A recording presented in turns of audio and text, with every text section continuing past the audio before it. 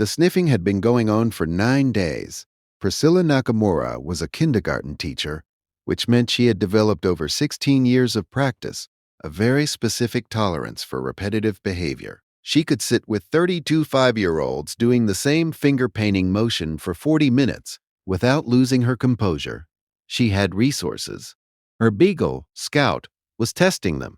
Scout was 4 years old and had always been what Priscilla's husband Drew described as enthusiastically sensory. He sniffed things.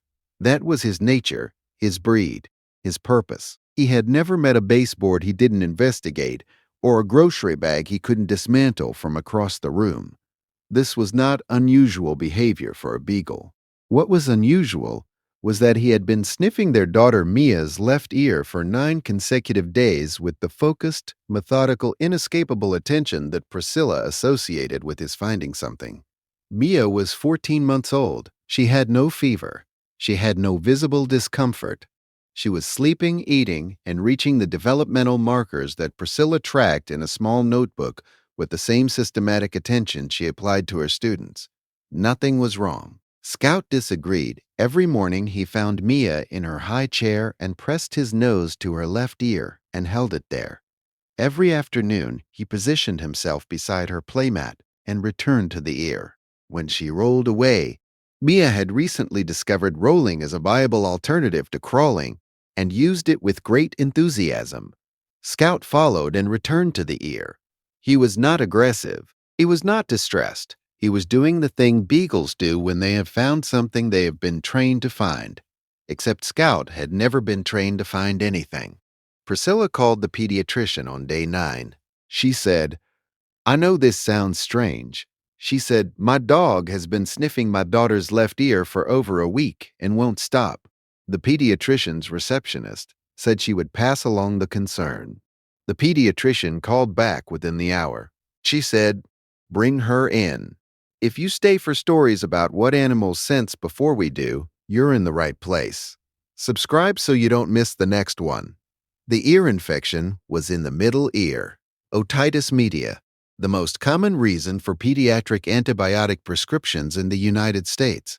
In older children and adults, it announces itself clearly: pain, pressure, fever, irritability. In a 14-month-old who cannot yet localize pain or articulate discomfort, the signs can be subtle enough to miss. Mia had been slightly less interested in lying on her left side during sleep. She had pulled at her left ear twice in the past week, which Priscilla had logged in the notebook as possible teething behavior. The infection had been developing for approximately 11 days. It was moderate, not yet severe, not yet at risk of perforation. The antibiotic prescription was straightforward. The pediatrician, a woman named Dr. Vanessa Harrington, who had been in practice for 28 years, examined the ear and then looked at Priscilla and said, "Your dog smelled the infection." She did not say this as a possibility. She said it as a fact, the way she said facts, without hedging. She said, "Dogs can detect volatile compounds produced by bacterial infection, including the specific bacteria that cause otitis media, at concentrations well below human sensory threshold. The research is not comprehensive, but the anecdotal documentation is extensive."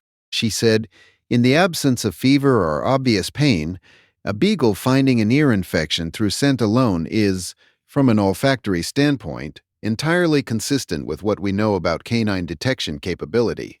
She paused. She said, "Your dog may have found this before it became serious. Has your dog ever done something that made no sense until it was the only thing that made sense? Tell us in the comments. These stories deserve to be heard." Drew looked up otitis media complications that evening after Mia was asleep. He was a methodical researcher. He had been an accountant for 15 years and approached information the way he approached spreadsheets, systematically, without sentimentality. He found the literature on untreated middle ear infections in infants and read it carefully. He found the documentation on hearing loss as a complication of recurrent severe cases. He found the reference threshold for when moderate becomes severe. He closed his laptop.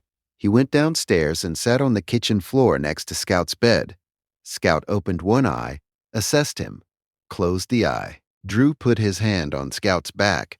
He said to the empty kitchen, "Good boy." Scout's tail moved once. He went back to sleep. Every guardian deserves to be recognized, even the ones who never asked for anything in return. If stories like this matter to you, subscribe so you never miss the next one. The antibiotic course was 10 days. By day 4, Mia was lying on both sides again. By day 7, she had stopped pulling at the ear. By day 10, Scout stopped sniffing it. Priscilla added an entry to the notebook. Not a developmental milestone. A different kind of record. Scout found it. 11 days. Left ear. Otitis media. Moderate. She keeps the notebook in the kitchen drawer where she has always kept it. Drew added his own line below hers. It says, "The dog knew."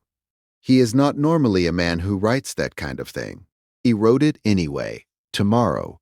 A dog who refused to let his family board a boat. And the Coast Guard report that came back 14 hours later.